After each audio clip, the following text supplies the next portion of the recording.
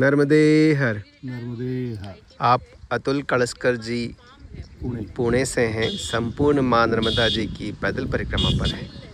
महाराज जी, आपने ओंकारेश्वर से परिक्रमा शुरू की, अभी आप बड़वानी के आगे बिजासन पहुंच गए हैं। यहाँ तक का आपका अनुभव कैसा रहा परिक्रमा का, वो आप साझा कीजिए। अद्भुत। सोचा भी नहीं था कि मैं इतना कर सकूं। पहले 1-2 दिन जब एक मिनट महाराज जी, एक मिनट। तो ये सोचा भी नहीं था कि पहले लगा कि हो जाएगा, इसमें क्या है, चलना है। बट जब चालू किया 1-2 दिन में ही पता चला कि ये दिखता है उतना आसान नहीं है। मगर पता नहीं, जब सवेरे उठता हूँ, मैया की आरती करता हूँ तो एक नया उत्साह आ जाता है, तो चल पड़ते हैं।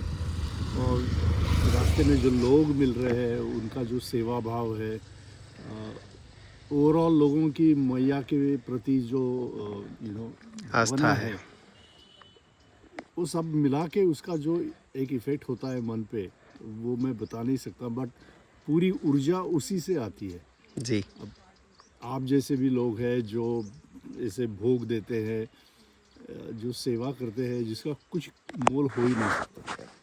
तो हम भाग्यवान हैं कि आपके धरती पर, मैया के किनारे पर आने की सद्बुद्धि हमें हुई, और बहुत महान आत्मा संत मिलते रहे। बाबा जी, नर्मदे दीजिए, ये लीजिए, थोड़ा दे दो, पूरा दे दो उनको, आप तो दूसरा देंगे, दे ले महाराज जी। नर्मदे। तो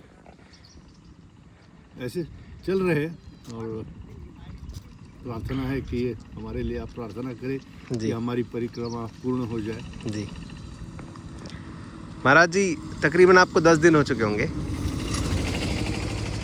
इन 10 दिनों में कभी ऐसा हुआ आपके साथ कि चल नहीं पा रहे हैं, या बहुत पीड़ा है, या बहुत कष्ट है, इस प्रकार का कुछ अनुभव हुआ आपके साथ? 2 दिन पहले की बात है जी। हम आ रहे थे, गाँव का नाम भूल गया, अंजड़। अंजड़। तो हमें आगे 3 किलोमीटर और जाना था, मगर जैसे अंजड़ पहुँचे तो हमने ऑलरेडी 20 किलोमीटर कवर कर लिया था। तो मेरे बीवी का पैर बहुत दुखने लगा, लाइक अब इससे आगे मैं नहीं चल सकता। और हम सोच रहे थे अभी क्या करें क्या करें क्या करें, और ऐसे सोच रहे थे, पीछे से एक सदगुरुस्त आ गए और उन्होंने बोला, मैया क्या हो रहा है? तो बोले, बहुत पाँव दुख रहे, पता नहीं आगे 3 किलोमीटर और चलना है। तो बोले चलो मेरे घर। और वो सूरजमल वो जो वहाँ के एक है, तो उन्होंने घर के बाहर ही लोगों के लिए चाय वाय बना के रखी थी। वो बोले आप यहाँ रुक जाओ आज की रात। और उन्होंने रात को हमको रुकवाया, खाने को दिया, नहाने के लिए गर्म पानी से नहाने को दिया। मैंने मेरे वाइफ को बोला ये अपनी तपश्चर्या है या ये 5 स्टार तपश्चर्या चल रही है। बट ये भी एक अनुभव हुआ कि जैसे ही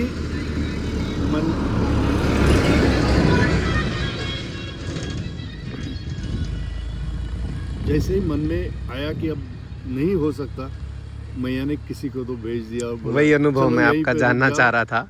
जी जी। अब क्या बताएं। देखिए, ये नर्मदा खंड है, और बड़े बड़े ऋषि मुनियों ने, महात्माओं ने नर्मदा खंड के बारे में कहा है कि ये ही एकमात्र पृथ्वी पर जीवंत तीर्थ है।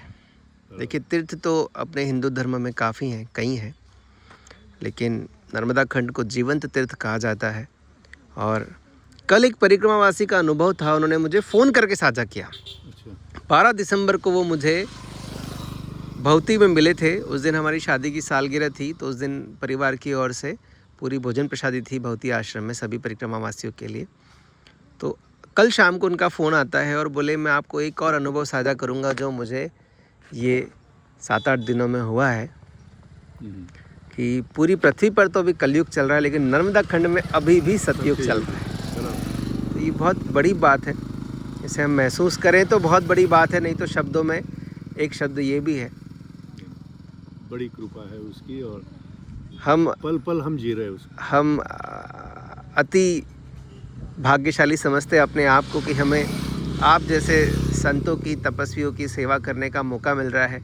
आप भाग्यशाली है क्योंकि आप नर्मदा खंड में वो तो रहते है ही हो है ही, मैया के किनारे और बैठे हैं, वो तो हमारे सेवा लिए भी है ही है करते हो, भाग्यशाली। तो हमें आप सबका सेवा का पुण्य मिलता है, सेवा का हमें लाभ मिलता है और मैया ने हमें इस लायक सामर्थ्य बनाया है। हम उसके लिए मैया को धन्यवाद देते हैं और मैया से प्रार्थना करते हैं कि आपकी परिक्रमा निर्विघ्न संपन्न हो और संपूर्ण हो।